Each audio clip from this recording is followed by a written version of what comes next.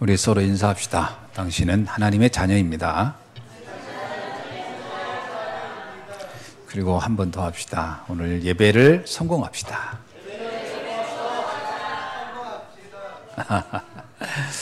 예배를 성공한다는 것은 무슨 말이냐? 말씀을 잘 듣는 것도 있지만 하나님이 오늘 나에게 주시려는 말씀을 찾아내는 겁니다. 하나님이 나에게 주려는 말씀이 있거든요. 그거를 여러분이 찾아내는 겁니다. 그게 성공하는 겁니다.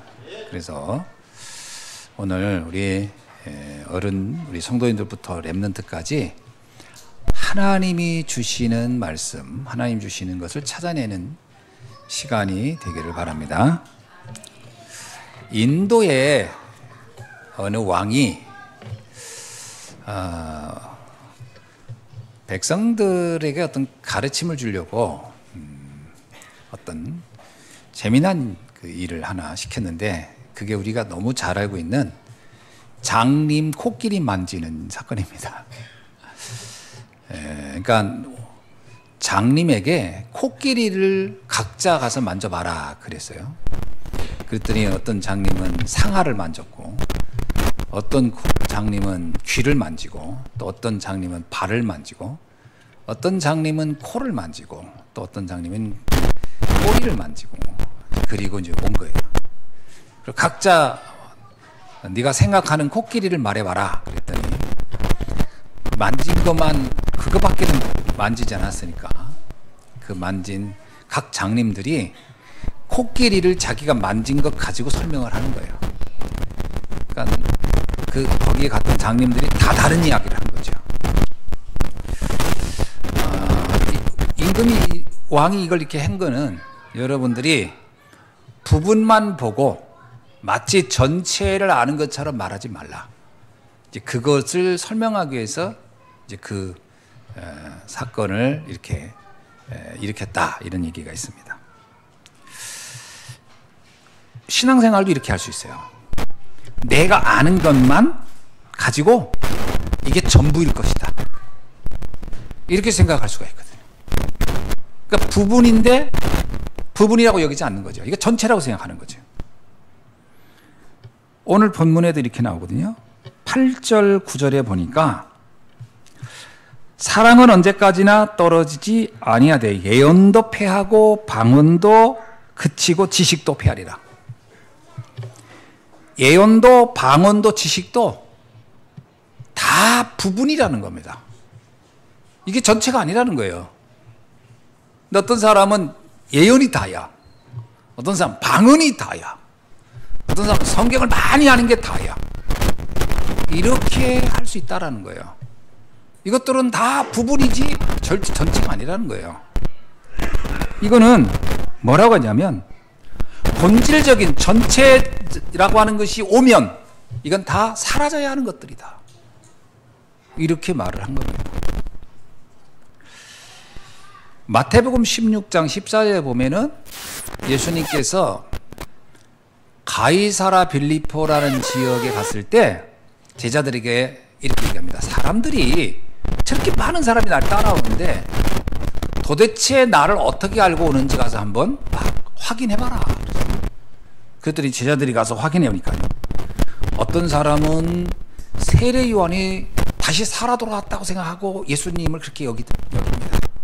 어떤 사람은 예수님을 구약에 있는 그 어마어마한 선지자 엘리야 같다고 합니다.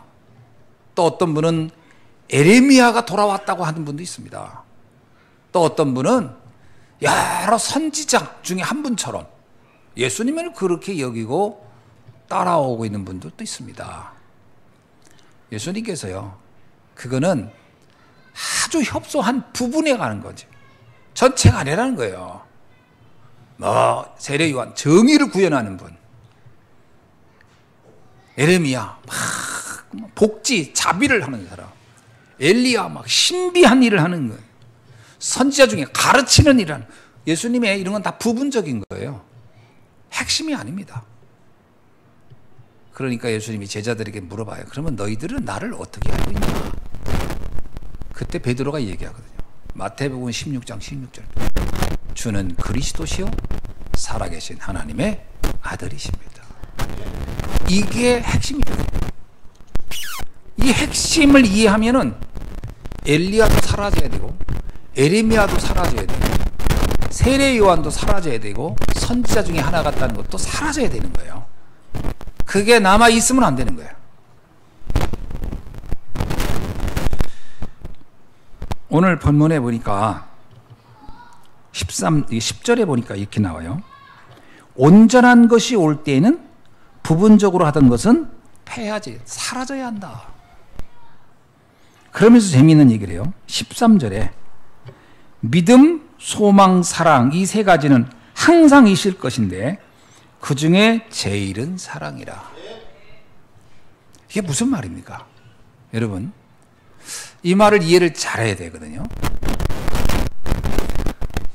왜 사랑이 제일일까? 여기서 말하는 사랑은 우리가 말하는 그런 남녀 간의 사랑, 이성 간의 사랑, 부모와 자녀와의 사랑, 그 사랑을 얘기하는 게 아니거든요. 이 사랑은 하나님이 인간을 사랑한 사랑을 얘기하는 거예요.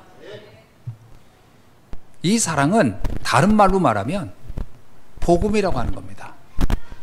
사랑 곧 복음이에요. 그러니까 소망도 믿음도요, 복음이라는 것을 근거로 해서 존재하는 거예요. 우리가 뭘 믿어요? 복음을 믿는 거지요. 우리가 어떤 미래에 대한 소망이 어디 있다? 복음을 근거로 소망이 있는 거예요. 그러니까 복음이 없다면 믿음도 소용없고 소망도 근거가 없는 거예요. 그래서 바울은 말하는 겁니다. 사랑이 가장 중요한 것을 알아야 한다. 그래서 우리가 그 사랑에 대한 부분을 가장 설명 잘한 데가 요한복음 3장 16절입니다. 뭐라고 표현하냐면 하나님이 세상을 이처럼 사랑하사.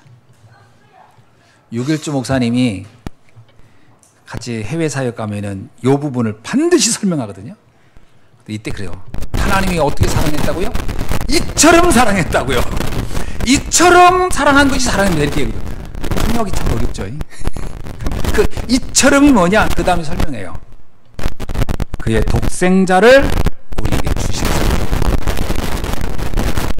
그래서 그를 믿으면 멸망하지 않고 영생을 얻게 하는 사랑. 이 사랑이 하나님의 사랑. 그래서 곧 하나님의 사랑은 곧 복음입니다. 복음이 곧 사랑이에요. 하나님의 사랑을 설명하는 건 복음을 통해서 가장 확실하게 설명될 수 있어요.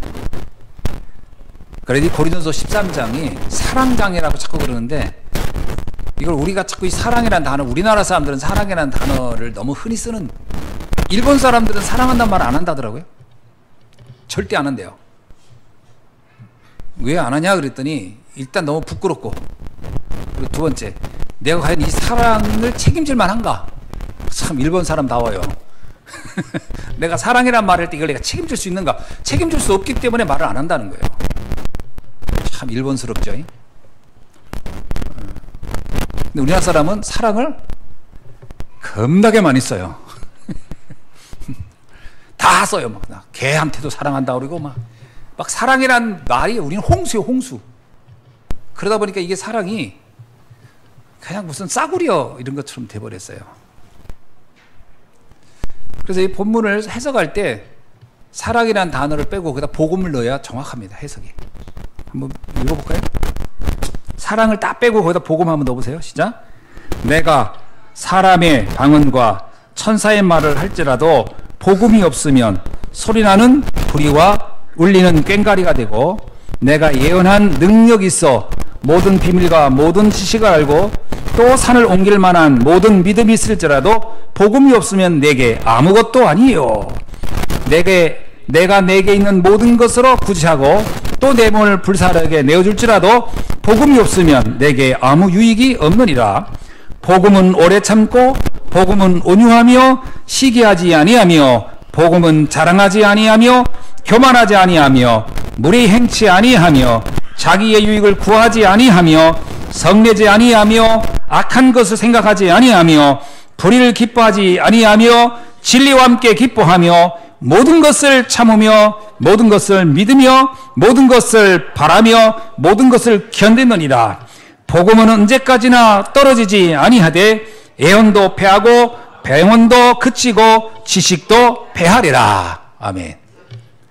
해석이 확 되죠? 예. 복음을 넣어야 이 해석이 확 되는 거예요. 이걸 그냥 사랑이라는 단어를 놓고 하면요, 착각을 해요. 내가 뭔가 이런 사랑을 해야 되나? 여러분, 이 고린도서 13장을 여러분 보고 이런 사랑 하라고 하면 할 수 있겠어요? 불가능한 겁니다. 복음이기 때문에 가능한 거예요.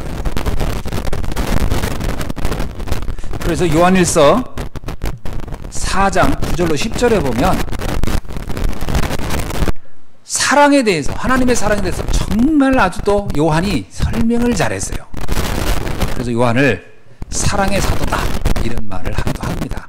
왜냐하면 사랑에 대한 정의를 가장 정확하게 내린 사람이 내가 볼 때는 요한 사도예요. 한번 읽어봅시다. 우리 거기 요한 1서. 평상시에 성경 안 읽는 분들은 이때 좀 찾으세요. 어차피 뭐 교회나 와야 읽지 언제 집에서 읽기도 않잖아. 자, 요한 1서 4장 9절로 10절. 자, 이 두 절만 읽어봅시다. 우리 다 같이요. 목소리 크게 해서 시작. 하나님의 사랑이 우리에게 이렇게 나타난 바 되었으니 하나님이 자기의 독생자를 세상에 보내심은 그로 말미암아 우리를 살리려 하심이라. 사랑은 여기 있으니 우리가 하나님을 사랑한 것이 아니요 하나님이 우리를 사랑하사 우리 죄를 속하기 위하여 화목제물로 그의 아들을 보내셨음이라. 아멘. 이게 사랑이라는 겁니다. 우리가 사랑을 말할 때 물론 인간적인 사랑도 얘기해야 되지만 성경이 말하는 사랑의 본질을 잘 알아야 돼요. 사랑은 이런 거예요. 하나님이 우리를 구원하시고 그의 독생자를 이 땅에 보내신 겁니다. 그래서 기독교인의 신앙생활이 뭐냐라고 하면 뭐라고 대답해요? 이 그리스도의 사랑을 알고 이 사랑을 누리고 이 사랑을 전하는 것입니다. 그게 신앙생활이에요. 다시 말하면요, 복음을 알고 복음을 누리고 복음을 전하는 것이 신앙생활입니다. 자, 한번 물어볼게요. 자, 이 신앙생활 세 가지 중에 세 가지 잘 되고 있나요? 복음을 알아. 야, 복음이 어마어마하구나. 알아. 복음을 누려. 내 다른 게 없어도 그렇게 뭐 불행하거나 뭐 무기력하거나 재미없거나 힘들거나 이러지 않아. 복음으로 충분하니까. 그 다음에 이 복음을 전해. 자, 이 세 가지 잘 되고 있나요? 뭐가 제일 안 돼요? 세 가지 중에 뭐가 제일 잘 안 돼요? 왜? 다 안 돼. 다 안 돼. 아이, 곤란한데? 예? 전하는 게 잘 안 돼. 전하는 게. 아, 복음을 알겠어. 복음을 누려. 근데 복음을 누리는데 왜 이렇게 요즘 들어 힘들어요? 누린다며? 복음 누리면 갈등할 일도 없고 낙심할 일도 없고 힘들 일도 없고 고통할 일도 없죠. 복음을 누리는데 뭐가 문제돼요? 여러분, 예수님과 제자들이 갈릴리 바다를 가다가 풍랑을 일었어요. 배는 제자들과 예수님이 같이 있었어요. 예수님은 배 밑에서 자고 있었는데 제자들은 난리를 쳤어요. 죽겠다고. 세상에서 제일 안전한 곳이 어디였을까요? 어디예요? 배 아니에요. 예수님과 함께 있는 그곳이 제일 안전한 곳이었어요. 근데 제자들은 그 복음을 누리질 못한 거예요. 그게 바로 그거예요. 주님과 함께 있는데 전혀 행복하지가 않은 거예요. 전혀 편안하지가 않는 거예요. 그럼 복음 못 누리고 있는 거예요. 그게 제일 안전한 곳에서 가장 고통스러워하고 있는 거예요. 자, 한번 다시 물어봅시다. 복음을 잘 누리고 계시나요? 아멘. 그렇습니다. 아멘입니다. 자칫 잘못하면요, 주님이 함께 하는데 죽겠다고 하는 거예요. 나 큰일 났다고. 그래서 뭐라죠? 주님이 제자들이 예수님 그러잖아요. 우리 좀 살려달라고. 제 주님이 있잖아요. 무엇이 두렵냐? 그러면서 파도에게 말합니다. 파도야, 잔잔하라. 그날로 파도가 잔잔해졌더라. 하늘과 땅의 모든 것을 지배할 수 있는 분이 함께 하는데 뭐가 그렇게 걱정이 되고 염려가 많습니까? 그러니까 복음을 안다. 그것도 점검해 봐야 되고, 복음을 누린다. 그것도 점검해 봐야 돼요. 어떤 의미에서는요, 복음을 알고 누리잖아요. 제일 쉬운 게 복음을 전하는 겁니다. 왜 제일 쉽을까요? 여러분, 사람이 난중지추라는 말이 있었어요. 내 호주머니에 송곳을 가지고 있으면 송곳이 밖으로 나오게 돼 있다 그런 거예요. 나오게 돼 있어요. 안진뱅이한테 베드로 요한이 있어요. 내게 있는 건 네게 주겠다 그랬어요. 사람은 그가 가지고 있는 게 보여요. 여러분이 평안하면 평안한 게 보여요. 여러분이 감사하고선 감사한 게 보여요. 여러분이 지금 걱정하고 있으면 걱정하는 게 보인다니까요. 복음은 보고 찾아오는 거예요. 내가 복음을 누리고 있으면 오게 돼 있어요. 그래서 전도는 되어지는 겁니다. 잘 보세요. 내가 지금 시달리고 있는데 전도를 한다고 해보세요. 내가 걱정이 가득한데 예수가 그리스도래요. 예수 믿으면 평안하대요. 그럼 상대방이 뭐라고 그래요? 예수가 그리스도고 모든 문제 해결자면 선생님부터 좀 평안해 보세요. 그럴 거예요. 그게 전도 안 되지. 전도는 내가 누리는 데서부터 되는 거예요. 사람은요, 서로 다 바라봅니다. 희한하죠? 지나가면서요, 다 봅니다. 저 사람이 나를 어떻게 보나? 나는 저 사람 어떻게. 안 보는 거지만 다 견눈질하면서 다 봐요. 교회에서 다 봅니다. 랩런트들도요, 중지사들 다 봅니다. 저분이 복음을 아나? 누리나? 시달리나? 말씀에 관심이 있나 없나? 다 봅니다. 안 볼 것 같아요? 다 봅니다. 말을 안 할 뿐이에요. 예배 시간에 좋은 것도 다 합니다. 말을 안 해요. 속으로 결정해요. 저분한테 내가 걱정이 돼. 염려가 되거나 문제가 올 때 찾아갈 수 없겠구나. 찾아갈 수 없다는 거예요. 그러나 여러분 누려보세요. 내가 문제가 오고 그러면 저분한테 찾아가서 물어봐야 되겠다. 다 봅니다. 사람들은. 안 보는 것 같아요? 다 봐요. 신앙생활이 뭐냐? 복음을 알고 누리고 전하는 것이다. 그래서 교회에서 하는 헌신, 충성, 봉사, 헌금, 전도, 선교 모든 것의 근거는 어디냐? 사랑입니다. 사랑이 이해되면 되게 돼 있어요. 여러분, 부모가 자식을 사랑하잖아요. 내가 낳은 자식이 너무 예쁘죠? 부모의 수고는 그 수고가 아닙니다. 행복이지. 제가 우리 아이 셋을 키웠는데 우리 첫째는 밤에 울지도 않아. 너무 잘 자. 걔는. 근데 우리 둘째는 너무 예민했어요. 그래서 내가 그랬어요. 이게 여자라 그런가? 나중에 알았어요. 젖이 모자라서 못 먹인 거야. 젖이 모자라는 걸 몰랐어. 우리가 그때 너무 어려울 때고, 우리가 그때 집사람이 영양실조 걸려가지고 막 실명하고 이럴 때인데도 이해를 못 해가지고 그 마른 젖을 먹이니까 아이가 그걸 빨다가 배가 안 차니까 땀 흘리다 힘들어서 산 거예요. 힘들어서 애가. 그러다가 잠다가 초저녁쯤 되면은 배고프니까 깨서 우는 거예요. 근데 그거를 무식하게도. 그래서 결혼하기 전에 부모 교육을부터 받아야 돼. 부모는 누구나 될 수 있어요. 그러나 좋은 부모는 아무나 되는 게 아니더라고. 나는 자녀 키우는 것에 대한 교육을 못 받은 거야.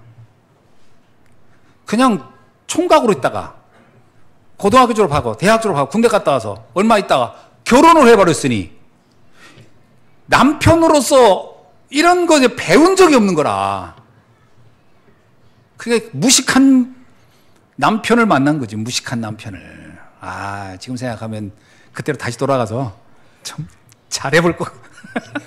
너무 몰랐어. 걔가 밤새 우는 거야. 밤새. 그러면 안고서 막 안 타고 와가지고 막 그래도 애비라고 나는 뭐 잠을 거의 못 잤지. 뭐 엄마는 못 자는 거 말로 그럼 일어나서 붙잡고서 달래고. 근데 그렇게 커가지고 여기 앉아 있네. 젖이 모자란 걸 몰랐던 거지. 그래도 에이, 내 이런 새끼를 왜 낳았어? 이런 적 한 번도 없어요. 그냥 이쁜 거예요. 사랑하니까 그 수고가 아니고 행복한 거예요. 사랑이 모든 것들을 가능하게 하는 겁니다. 사랑하지 않으면 못해요. 그거 한두 번. 그래서 이게 친부모가 아닌 사람은 자녀 그렇게 키우려면 얼마나 못 키웁니다. 힘들어서. 그래서 구박하는 거예요. 구박이 그 사람 인격이 나빠서가 아니라 사랑이 없기 때문에 감당이 안 되는 거예요. 감당이. 그래서 교회 봉사 사랑이 없이 하면 감당이 안 되는 거예요. 그죠? 남편이 가정에서 청소 안 한다. 잘 봐야 되고 사랑 안 하는지도 몰라. 아니 사랑 안 하니까 뭐 하나도 안 하려고 하지. 사랑한다고 생각해보세요. 열심히 닦고 하지. 사랑하는데 가족을 사랑하면 하겠어요? 안 하겠어요? 그러니까 안 하는 게 잘 봐야 돼요. 그게. 아니면 뭔가 하면 절대 안 된다는 어떤 각인된 게 뭔가 있든가 둘 중에 하나인데 각인은 바꿔주면 되는 거고 사랑하지 않는 건 어떻게 해줄 수가 없어. 사랑은 그냥 만들어지는 게 아니고 그냥 생성되는 거기 때문에 잘 봐야 되는 겁니다. 그래서 우리가 뭘 하는 게 힘들다. 헌금하는 게 힘들다. 돈이 없어서 힘든 게 아니고요. 내가 사랑하나? 복음을? 교회를 사랑하나? 여기 점검부터 들어가야 돼요. 사랑하면요. 어떤 짓을 해도 합니다. 내 자녀가 사랑하는데 우리 집이 돈이 없어. 근데 나 공부해야 돼. 돈 만들어줘야 안 만들어줘야? 공부하겠다는데. 야, 돈 없어. 너가 돈 벌어와. 이런 부모는 아마 거의 없을 거예요. 그래, 내가 도와주마. 사랑하기 때문에 없어서 못하는 게 아니야. 마음이 있으면 하는 거거든요. 모든 헌신과 수고, 선교, 전도 결국은 사랑이 그 근거지. 복음이 근거지. 그 외에 다른 거는 사실은 다 핑계입니다. 안 하는 사람은 핑계를 만 가지도 더 댈 수 있어요. 난 이래서 못하고 저래서 못하고. 그건 핑계지. 본질로 들어가면 사랑이 없는 거예요. 모든 것의 출발점이 어디냐라는 거예요. 어디냐.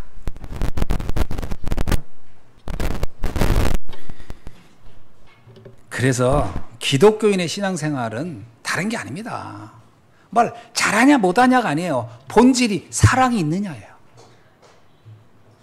거기로 들어가야 돼요. 거기에서부터 모든 걸 점검해 봐야 돼요. 내가 정말 복음을 사랑하나? 내가 정말 교회를 사랑하나? 내가 정말 전도 선교에 대한 열정이 있나? 사랑하나? 그러면 그게 다 되게 돼 있거든요. 사랑하지 않는 사람한테 헌신을 요구하고 수고를 요구하면 시험 듭니다. 아니 나 사랑도 안 하는데 자꾸 좀 하라고 그래. 교회의 존재 이유는 어딜까요? 교회도 마찬가지예요. 그리스도의 사랑을 누리고 전하는 겁니다. 이게 교회의 존재 이유예요. 그래서 교회가 어떤 일스럽게 하면은 이미 문제가 되는 거예요. 교회는 그 복음이 너무 좋아서 모인 사람들이에요. 그게 교회예요. 그죠? 교회는 복음이 너무 좋아서 모인 사람이어야 돼요. 목사님이 너무 좋아서 모였다. 반드시 시험 들 겁니다. 시험 듭니다. 사람이 좋아서 모이면 시험 들어요. 그 사람이 영원히 좋게 모일 수가 없어요. 언젠가는 문제를 일으킬 수도 있고 언젠가는 실수할 수도 있어. 언젠가는 실망할 수 있어요. 그래서 사람은 믿음의 대상이어야 돼요. 사람은 믿음의 대상으로 봤다면 반드시 실망합니다. 궁극의 대상. 사람은 불쌍히 여기는 대상이에요. 내가 사랑해줘야 할 대상이지 신뢰하거나 믿을 대상은 사실 아닙니다. 본질적으로 보면. 그래서 우리 집사람은 이미 저를 믿는 걸 포기했어요. 그러잖아요. 나를 믿었다간 된 게 아무것도 없으니까. 그러니까 나를 믿으면 안 돼요. 그리스도를 믿어야지. 그래서 지금까지 이렇게 유지된 거예요. 결혼 생활. 나를 믿지 않아서. 믿었으면 옛날에 실망하고 떠났을 거예요. 왜? 나는 완전한 사람이 아니에요. 그 믿음을 줄 수 없어요. 내가 그랬어요. 결혼할 때 장모님한테, 장인한테 이 사람을 저의 아내로 주시면 손에 물 한 방울 묻히지 않게 하겠습니다. 옌걸 손에 주부스증 걸리게 해주고 막 다 했지. 그런 걸, 그거는 그냥 일시적으로 하는 말이지. 그걸 어떻게 믿습니까? 경제가 어려워지고 힘들면 못하는 거지. 그러니까 믿음의 대상이 아니다. 국률의 대상이다. 꼭 기억하셔야 돼요. 교회는 어떠냐? 교회에서 사람을 믿으면 안 돼요. 사람을 의지하면 안 돼요. 복음을 믿어야지. 복음으로 행복해야 돼요. 그래야 신앙생활이 탈 없이 가는 겁니다. 제가 가끔 이제 교회 다니다가 그만둔 사람들, 시험 든 사람들 보면 100%가 사람 때문에 시험 들었어요. 사람 때문에. 근데 그 사람도 어떤 사람이냐? 자기 나름대로 되게 믿었던 사람한테 배신당했을 때. 그래서 시험 드는 거예요. 차라리 그분 중에 이런 사람 한 명도 못 봤어요. 나는 우리 그 장로님이 인격이 별로더라고요. 그래서 난 그 장로님 별로 안 믿었어요. 근데 그것이 시험 들어서 나온 이런 사람 없어요. 별로 안 믿으면 시험 안 듭니다. 그냥 그러느니 하고 말지. 그냥 내가 맨날 기도해드려야지 이러지. 근데 너무 훌륭하다라고 생각하다가 그분이 실수하는 거 보면 시험 들어버려요. 믿음은 복음의 대상, 사람은 국률의 대상. 그래야 신앙생활이 유지됩니다. 아멘이죠? 예.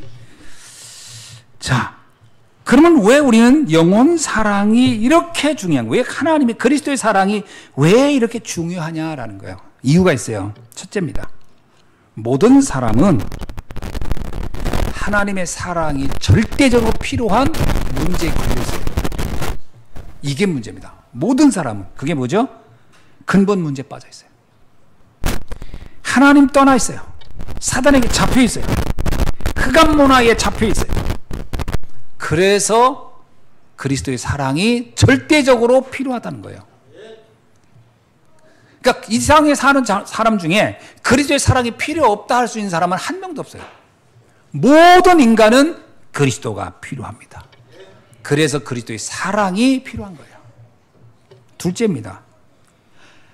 그래서 하나님은 처음부터 우리에게 그 문제를 해결할 완벽한 답, 절대 해답, 사랑을 우리에게 주신 겁니다. 그게 바로 오직 그리스도예요. 그리스도가 아니고 오직 그리스도. 하나님의 사랑은 완전한 사랑이에요. 조건적 사랑이 아닙니다. 세상 사람들은 세상의 사랑은요, 사실은 조건 사랑이에요. 네가 나를 사랑한 만큼 나도 너를 사랑해. 짝사랑이 그래서 괴로운 거예요. 원래 일방 사랑이 괴로운 거예요. 인간 사회에선 일방 사랑은 사실은 그건 반드시 그거는 끝나게 돼 있어요. 왜냐? 세상은 조건부적인 사랑입니다. 네가 나를 중요하게 여긴 만큼 나도 너를 이렇게. 근데 하나님의 사랑은 어떠냐? 일방 사랑이에요. 인간이 아무리 죄를 져도, 인간이 아무리 문제가 있어도 하나님은 당신의 독생자를 죽기까지 우리를 일방적으로 사랑한 사랑이에요.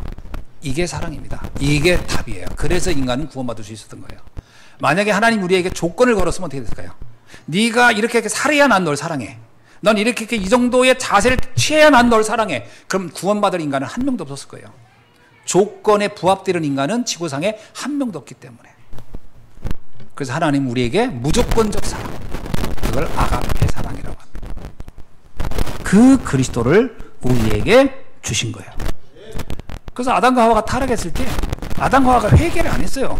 근데 그때 여자의 후손을 내게 주겠다. 일방적인 약속. 이스라엘 백성이 노예되어 있어요. 하나님 앞에 그들이 제가 노예된 이유에 대해 회개하거나 이러지 않아요. 그때 하나님은 희생제사, 피제사를 드려라. 양을 잡아서 문설주에 발라라. 그러면 너희는 해방돼. 일방적인 사랑이에요. 그들에게 어떤 행위를 기대하지 않습니다. 행위를 기대해봐야 아무런 가치가 없기 때문에. 하나님의 사랑은 일방적입니다. 이스라엘 백성이 포로로 갔을 때 하나님은 약속합니다. 처녀가 잉태 아들 낳으니 그 이름을 임마누엘이라 하라. 그 비밀을 알면 너희는 해방될 거야. 너희가 노예로 갔으니까, 포로로 갔으니까 성실하게 이제 살아. 그러지 않습니다. 그건 기대도 안 해요. 왜? 할 수가 없어요. 좀 포로로 간 사람이 어떻게 율법 다 지키고 어떻게 성실하게 삽니까? 생존만 해도 다행이지. 기대를 안 해요. 오직 언약을 일방적으로 했어요.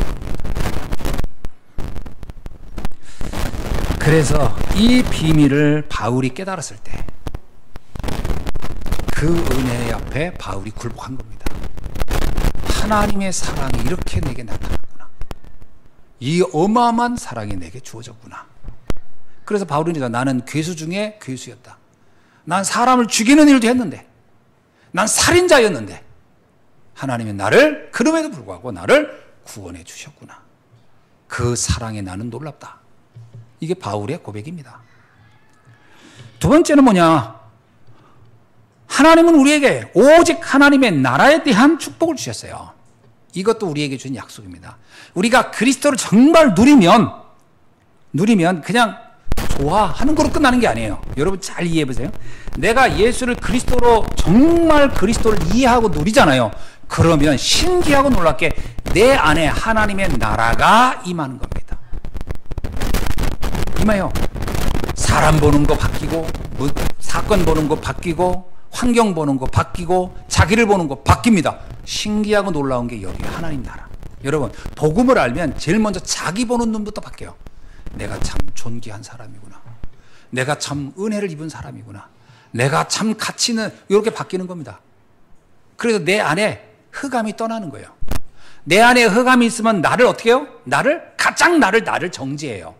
나 같은 것이, 내가 막 무능해 보이고, 내가 한심해 보이고, 내가 막 부족해 보이고, 나는 이 땅에 살아가 자격이 없는 것처럼, 요건 흑암이 나를 지배했다는 겁니다.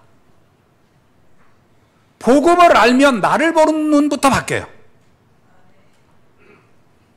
제가요, 이렇게 사람들 만나보면 신앙생활 한다고 해놓고 말하는 게 굉장히 울적하고 우울하고 무기력하고 희망도 없고 그래요. 내가 이럽니다. 참 복음을 알기가 저렇게 어려운가.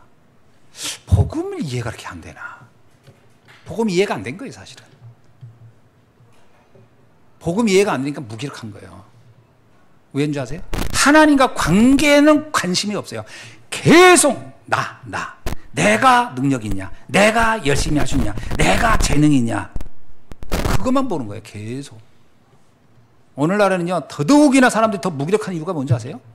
TV에 잘난 인간이 너무 많이 나와. 이쁜 여자가 너무 많이 나오고, 잘생긴 놈이 너무 많이 나와. 돈 많은 놈이 너무 많이 나와. 그리고 그 말도 안 되는 거 가지고 행복하다고 하고 있어. 그거 쳐다보고 있으면 침 흘리고 앉아가지고 그러다 자기를 보는 거예요. 거울에 나를. 아이고 오징어가 하나 있네. 한심해 보이는 게 자기가. 그리고 우울해지고. 그리고 잠이나 자야 되겠다. 전 랩런트들이 왜 게임에 빠지는 줄 아세요? 게임에 빠지는 이유, 자기 존재가 너무 하찮은 거예요. 자기가 너무 한심한 거예요. 그러니까 게임을 하면서 그 시간을 때워야 되는 거예요. 못 견디니까. 게임을 못하게 하면 그래서 미치는 거예요. 왜 미치는 줄 아세요? 나는 나를 보면 너무 한심한데, 내가 너무 무능하고, 나는 정말 이 세상에 살 가치도 없는데, 그나마 이거라도 하면서 시간을 보내야 나는 살아. 라고 하는데, 그거 하지 마! 그러니까 막 대드는 거예요. 그럼 나 어떡하라고. 본질을 바꿔놓지 않고 게임을 뺏어버리면요, 얘는 죽습니다. 본질을 바꿔놔야지. 너는 정말 존엄한 존재. 너는 정말 가치 있는 아이야. 그런데 그 가치 있는 네가 이러면서 시간을 보내는 건 너무 아까워. 뭔가 의미 있는 게 있으면 좋겠어. 이런 거 하면 바뀝니다. 본질을 바꿔놔야 돼요. 복음에 들어가서 자기를 비추고 있는 어둠을 건져내버려야 돼요. 그거부터 해야 돼요. 근데 이걸 모르네, 사람들이. 이걸 몰라요. 아무리 말해도 못 알아들어요. 마치 그릇이 구멍이 다 뚫려있는 시루 같아, 시루. 얘기를 하면은 기억을 못해. 1시간 후에는 뭔 얘기했냐고 그러는 거야. 1시간 후에 얘기를 해버리면 처음 들은 것처럼 얘기해요. 그런 얘기 했어요? 답답하지요. 답답하지. 자기 존재를 놓고 하나님 앞에서 생각해 봐야 됩니다. 내가 누군가? 내 안에 있는 어둠이 떠나야 돼요. 어둠이 떠나야 됩니다. 그 어둠이 떠나지 않고는 절대로 인생은 갱신될 수 없어요. 절대로 인생은 바뀌지 않아요. 그래서 하나님 나라가 네 안에 먼저 임하는 것이다, 이렇게 하는 거예요. 내 안에 하나님 나라가 먼저 임해야 돼요. 그래서 내가 너무 내가 귀하게 여기고, 유 목사님 참 재미난 얘기잖아요. 거지들은 신호등에 불이 빨간색이든 파란색이든 가리지 않고 걷는다잖아요, 그냥. 왜냐? 자기 존재가 귀하지 않기 때문에. 그러나 여러분, 정말 자기가 귀한 사람들 있죠. 옆에 경호원까지 두고 다닙니다. 내가 가치 있다고 생각하기 때문에. 여러분은 내 자신이 존귀해야 돼요. 존귀하기 때문에 굉장히 나를 관리를 잘하고, 나 자신에 대해서 자존감이 있어야 되고, 자부심이 있어야 되고, 자긍심이 있어야 됩니다. 세상 사람이 말하는 것은 사실 거의 어둠을 심고 있어요. 세상 사람들 말 듣지 마세요. 하나도 쓸모도 없는 얘기고, 그 귀다라 듣으면 계속 내 가슴에 스케치만 내요. 나한테 상처만 입혀요. 듣지 마세요. 아무 가치도 없어요. 말씀만 붙잡으세요. 언약으로. 사람들은 상처를 가지고 서로 공격하는 데 익숙해요.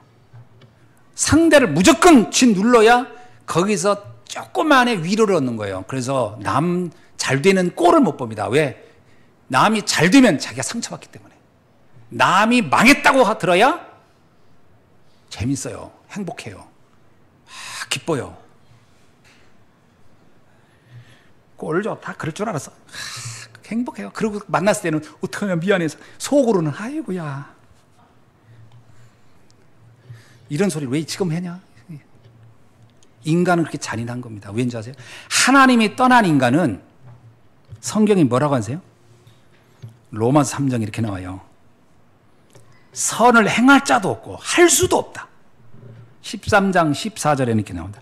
하는 말마다 무덤 같고 속임수와 독서와 같고 저주와 악독을 뿌리고 있다. 그 발은 피 흘리는데 빠르고 그는 파멸과 고생의 길을 걷고 있다. 인간이, 하나님 떠난 인간이 이렇다니까요. 그래서 여러분, 하나님 떠난 인간에게 기대하지 마세요. 회사에 가가지고 나를 위할 사람이 있을까? 천만의 말씀 만만의 콩떡입니다. 없어요. 다 나를 공격하고 나를 이용해 먹으려고 하지. 누가 나한테 복음이 아니면 아무것도 아니에요. 잘해주는 것은 사기꾼 외에는 없어요. 나한테 잘해주는 것은 세상에 사기꾼 외에는 없다니까. 누가 잘해줍니까? 잘해주긴. 잘 봐야 돼요. 복음으로 나의 어둠을 몰아내라. 그 눈으로 현장의 어둠을 몰아내라. 그 눈으로 보면요, 모든 사람은 불쌍해요. 모든 사람은 시달리고 있어요. 모든 사람은 흑암에게 잡혀 있어요. 저들을 내가 살려야 되겠다. 그게 전도요 선교입니다. 그게 하나님 나라를 이루는 길이에요. 여러분, 현장은 에베소서 2장에도 나오지만 공중권세 잡은 자가 세상 풍속을 붙잡고 완벽하게 장악하고 있어요. 세상 풍속이 뭔지 알아요? 성공이면 다 돼. 권력이면 다 돼. 돈이면 다 돼. 이게 세상 풍속이에요. 정확히 말해요. 이걸 잡고 세상을 지배하고 있다는 거예요. 그거를 바꿔내는 건 복음과 고린도후서 10장 4절 5절에는 그것이 견고한 진을 만들고 있다. 그 진을 깨야 된다. 무엇으로 깰 수 있죠? 성령의 능력. 그래서 예수님이 말합니다. 성령의 힘으로 귀신을 쫓아내는 것이면 하나님의 나라가 임하였느니라. 이게 무슨 얘기냐면요, 복음을 여러분이 진짜로 누려보세요. 복음을 누리잖아요. 그러면 마치 내가 불덩이 같아가지고 어둠은 내게 접근을 못합니다. 사기꾼도 알아요. 이 사람은 절대 이런데 흔들리는 사람이 아니네. 그러면 사기꾼은 사기를 못 쳐요. 사기꾼은 누구한테 사기를 주죠? 조금만 잘해주면 침 흘리고 달려들 사람한테 사기치는 거예요. 관심 없어. 내가 당신 도리 불쌍해. 내가 너 도와줄게. 내가 가만히 보니까 당신 진짜 요즘 시달리고 있는 것 같은데, 이렇게 접근하면 사기꾼은 사기 못 치는 겁니다. 모든 사람을 살려라. 이게 하나님의 나라를 이루는 겁니다. 이게 우리에게 줬어요. 하늘과 땅의 모든 권세를 가지고 그걸 할 수 있다라고 하는 겁니다. 세 번째 뭐죠? 내 능력으로 하는 게 아니에요. 성령의 능력으로 하는 겁니다. 그래서 사도행전 2장 2절로 3절에 보면 이렇게 나와요. 바람 같은 불 같은, 이게 성령의 역사를 이렇게 표현했어요. 그럼 바람 같은 바람, 인간이 못 막습니다. 불 쉽지 않습니다. 힘은 파워가 어마어마합니다. 시작은 아주 예상치 않은 데 시작했어요. 그러나 그 바람이 한번 태풍이 돼버리면 집체도 다 날리거든. 사람이 감당 못합니다. 바람이 지나간 다음에나 수습하는 거지, 바람을 정면으로 맞대서 할 수 있는 건 아무것도 없어요. 무슨 얘기냐? 성령이 도와갔다는 거예요. 그래서 성령의 뜻 중에 두나미스라는 말, 두나미스는 어원이 다이나마이트에서 나온 겁니다. 두나미스에서 나온 말이 다이나마이트예요. 뭐냐? 폭발이 있다는 거야. 어마어마한 폭발. 성령은 어마어마한 폭발이 있다. 아무도 감당할 수 없는 폭발이 있다. 제가 지난번에 얘기했죠. 폭탄이 요만한 거 가지고요, 살상 반경이 어마어마해요. 엄청나게 많은 사람을 죽일 수 있어요. 그게 폭발력이라는 거예요. 에너지가 요만한 것이 요만큼 나오는 게 아니고 여기서 상상할 수 없는 에너지가 동시에 팍 터지는 거거든요. 성령의 역사는 그런 거예요. 내가 정말 복음을 누리고 있으면 나는 아주 작은 행동을 했을 뿐인데 이 파워는 어마어마하다. 폭발력은 주변의 모든 사람이 확 살아. 그래서 요셉을 보세요. 요셉의 다이나마이트, 요셉의 두나미스는 아주 작은 거였어요. 그냥 복음 누리고 있었어요. 그런데 보디발 집을 다 바꿔놨고, 감옥을 다 바꿔놨고, 그리고 바로왕 애굽을 다 바꿔버린 거예요. 그 한 사람의 두나미스가. 이게 성령의 역사입니다. 믿으셔야 돼요. 그래서 이건 어마어마한 선물이 하나님이 우리에게. 여러분 믿으셔야 돼요. 여러분 이걸 가지고 우리 가문을 바꿀 수 있다. 내 현장 바꿀 수 있다.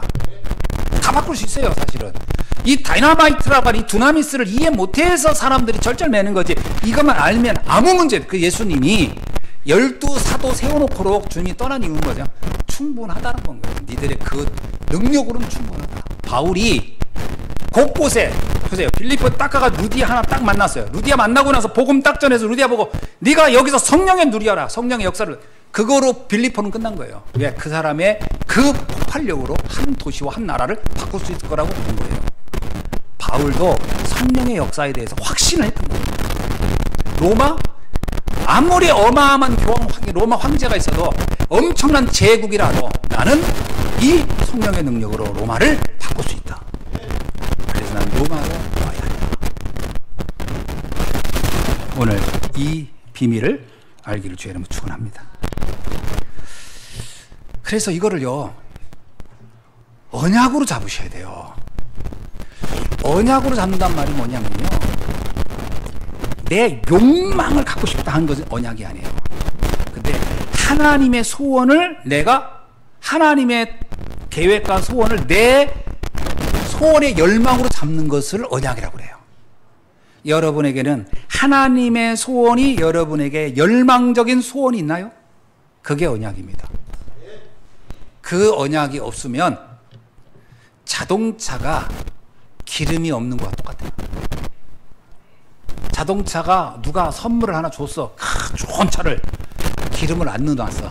그 차는 집안에 장애물만 됩니다. 아무 쓸모가 없어요. 거기에 기름이 들어가야 그 차는 제대로 제 역할을 하는 거예요. 여러분이 자동차라면 언약은 거기에 기름과 같은 것이다. 내 안에 언약이 있어야 돼요. 언약을 잡으셔야 돼요. 열망이 있어야 돼요. 여러분에게 나는 정말 이걸 하고 싶다. 하나님이 주신 이것을 나는 하고 싶다. 가지셔야 돼요. 그게 남은 자예요. 남은 자는 단순히 존재만 하는 게 아닙니다. 살아남는 것만 하는 게 아니에요. 남은 자의 특징이 뭐죠? 구루터기예요. 밤나무, 상수나무, 배임을 당하여도 나머지 구루터기가 남아있을 거예요. 이 구루터기가 모든 걸 바꾸고 싶어요. 그럼 구루터기의 소망이 뭐예요? 내가 다시 살아나서 세상을 다시 바꿀 것이다. 이 소망이 있어야 돼요. 그게 구루터기예요. 랩런트들이 이런 열망도 언약도 없는데 난 랩런트입니다. 아니 무슨 죽은 나무가 무슨 랩넌트라고 그래요. 싹이 안 나요. 거기서는 열망이 있어야 돼. 내 안에 언약적 열망. 여러분, 어린아이인데 노인네가 있고요, 노인네인데 청년이 있어요. 뭐의 차이인 줄 아세요? 열망의 차이요. 어린아이인데 아무 꿈이 없어. 그럼 걔는 이미 늙은 거예요. 늙은 상태로 세월만 보내는 거예요. 걔는 10살짜리가 12살짜리가 아무 꿈이 없다. 걔는 이미 노인네요. 90 먹은 노인하고 다를 바가 없어요. 나이가 80이고 90이도 나는 열망이 있어. 청년인 겁니다. 그게 에너지예요. 그게 하나님의 역사의 현장이에요. 하나님이 만나는 지점이 바로 거기라니까요. 언약을 가진 그 지점에서 하나님이 역사하는 거예요. 언약이 없는 사람은 하나님이 그를 만나고 싶어도 만날 수 거점이 없어요. 거점이 없는 사람을 하나님이 어떻게 만나요? 서로 랑데부가 돼야 할 현장이 있어야지. 그게 언약입니다. 언약이 없는 사람은요, 신앙인은 신앙인인데 굉장히 별로 이렇게 쓰임을 받을 수 없는 신앙인이 되어버리는 거예요. 쓰임을 받지 못합니다. 그냥 존재하는 신앙이네. 존재하는 신앙. 여러분, 내 신앙이 존재만 하는 것으로 하면 안 되고요, 하나님 앞에 쓰임 받아야 돼요. 그게 뭐냐? 언약이다. 언약이 여러분 가슴 속에 다시 불이 일어나야 돼요. 저는 옛날에 진짜 아무 언약이 없었어요. 목사가 됐는데도 언약이 없어요. 뭐 교회를 부흥시키겠다는 소망도 욕망도 아무것도 없고. 이야, 진짜 그런 내가 나를 보면 뭐라고 느끼냐면, 나 왜 이렇지? 내가 왜 이런 게 없지? 왜 이런 게 나는 안 만들어지지? 너무 답답한 거예요. 내가 내 자신이. 그러던 어느 날 복음을 알고 나니까 하나님이 나를 세계복음만 쓴다고? 그런데 하나님이 그걸 가능하게 역사한다고? 그러니까 욕심이 생기는 거예요. 거룩한 욕심이. 그래? 그럼 세계복음 하고 싶다. 나도 하나님께 쓰임받고 싶다. 그 생각이 점점 커지는 거예요.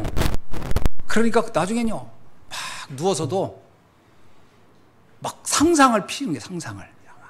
그 나중에 지도책 놓고 하나님이 나를 어디로 보내실까? 꿈이 커지기 시작합니다. 그러다가 연락이 온 거예요. 러시아에서 잠깐 오라고. 가가지고 메시지 하는데, 여긴가? 아닌가? 왜냐면 나는 계속 찾고 있는 거예요. 이제 막 하고 싶은 마음이. 근데 거기서 이제 나보고 목사님이, 목사님 아르메니아 한번 해보세요. 또 이게 막 그때가 막 시작할 때니까, 그럼 아르메니아 다 잡는 게 아니라, 아르메니아인가? 아유, 아니야, 너무 멀어. 어딘가? 그런 과정이 있었던 거예요. 그러다가 하나님이 내 마음속에 어느 날, 그래, 할 수 있다. 성령의 역사만 할 수 있다. 내 연약함이 문제가 안 된다. 모세가 나이 80에도 아무것도 할 수 없다고 했는데 하나님 쓰셨는데, 모세에게 언약이 들어갔느라부터 하나님이 모세를 쓴 거거든요. 언약이 다. 모세가 언약이 이해가 안 돼가지고 처음에 너 출애굽 해봐라. 이 백성을 끌고 가. 그랬더니 모세가 뭐라 했어요? 저는 못해요. 왜 못하는데? 나이가 많아요. 또 왜 못해요? 건강이 안 좋아요. 저는 사람도 없어요. 전 도망자로 오래 살았어요. 할 수 있는 게 아무것도 없어요. 그랬어요. 그때 하나님 뭐라고 하는지 알아요? 야, 내가 한다. 너는 언약만 잡아. 나는 언약 잡은 사람이 필요하지, 능력 있는 사람이 필요합니다. 능력 있으면 지 잘난만 생각하기 때문에 안 돼. 네가 능력이 없는 게 더 좋아. 그 대신 너는 언약을 잡아. 그럼 내가 출애굽을, 이 출애굽은 내가 하는 거야. 여호와의 역사야. 너는 언약만 잡으면 되는 거야. 모세가 그때서 아는 거예요. 언약이 다구나. 여러분, 이 말을 못 알아듣더라고 사람들이. 왜? 세상은 이런 논리가 존재하지 않기 때문에요. 세상은 이런 말이 안 통하는 거예요. 세상은 네가 해야 돼. 네가 몸부림쳐야 돼. 이게 세상이에요. 근데 하나님 뭐래요? 너는 네가 나서지 마. 네가 잘난 척하지 마. 내가 할게. 이게 성경이에요. 여기에 차이점이 뭐냐? 언약이 명확하냐 하나님. 간절함이 있느냐? 소원이 있느냐? 열망이 있느냐? 그래서 이거를 말씀을 통해서 열망을 채워야 돼요. 먼저 내 가슴 속에. 그럼 이걸 방해하는 게 누구죠? 납니다. 어떤 나죠? 상처받은 나예요. 끊임없이 나는 내 상처와 싸워. 내 같은 게 뭘? 내가 뭐 돈이 있어? 내가 배경이 있어? 학벌이 있어? 내가 나이가 젊어? 왜 나는? 모세를 닮으셨군요. 벗어나야 됩니다. 그게 순례자의 길을 가는 겁니다. 순례자는 내 것을 주장할 게 없어요. 순례자는 목표를 향해 가는 것이 목표예요. 그게 언약입니다. 언약을 잡고 있으면 순례자의 길을 가는 거예요. 정복자는 뭐죠? 어느 날 봤더니 하나님이 이미 정복해 놓은 거예요. 그래서 너는 깃발만 들어라. 정복은 내가 하는 게 아닙니다. 하나님이 정복해 놓고 거기에 나를 세워주시는 거예요. 홍해는 하나님이 건너게 하고 모세는 건너가서 기념비만 쌓으면 돼요. 이 얼마나 놀랍고 신기한 일입니까? 우리가 하는 게 아니에요. 남은 자도 순례자도 정복자도 내가 하는 게 아니에요. 주님이 하시는 거지. 그럼 나에게 뭘 기대하죠? 언약과 기도입니다. 언약을 24하는 방식이 기도예요. 기도가 없다는 얘기는 언약이 없다는 얘기예요. 언약이 없으니까 기도를 안 하는 거예요. 누가 기도하는가 하세요? 간절함 있는 사람이 하는 겁니다. 어떤 간절함이요? 하나님이 주신 소원이 간절한 사람. 말씀 맺습니다. 주님은 우리에게 아가페의 사랑을 주셨어요. 완벽한 조건 없는 사랑. 이게 우리가 받은 사랑입니다. 이 사랑은 받으면 받을수록 능력이 나타나는 겁니다. 사랑은 누리는 것만큼 힘이 나요. 여러분, 어린아이가, 왜 꼬마 젖먹이 아이는 걱정이 있을까요, 없을까요? 내가 볼 때 세상에서 제일 걱정 없는 아이는 젖먹이 아이예요.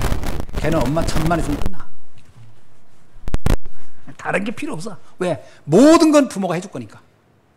사랑은 그런 겁니다. 아무것도 염려하지 말아라. 그래서 이렇게 얘기하는 거예요. 요한일서 4장 18절에 한번 읽어볼까요? 요한일서 4장 18절에 다 같이 읽어봅시다. 시작. 사랑 안에 두려움이 없고 온전한 사랑이 두려움을 내어 쫓나니 두려움에는 형벌이 있습니다. 여러분, 그래서 두려워하는 자는 사랑 안에서 온전히 이루지 못하느니라. 그리스도의 사랑이 완벽하면 두려울 게 없다. 여러분, 세상 사는 게 두렵습니까?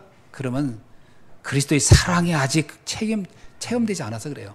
사랑을 이해한 것만큼 두려움은 떠난 것입니다. 이제 담대하게 세상을 향하여 나가시길 바랍니다.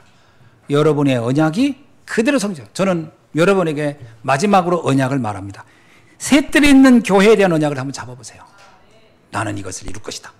거기에 감당할 수 있는 경제 주실 것이고 감당할 건강 주시지 않겠어요? 저는 이대로 살다 갈 겁니다. 그럼 무슨 건강이 필요하고 돈이 필요하겠습니까? 셋들이 있는 언약을 잡으세요.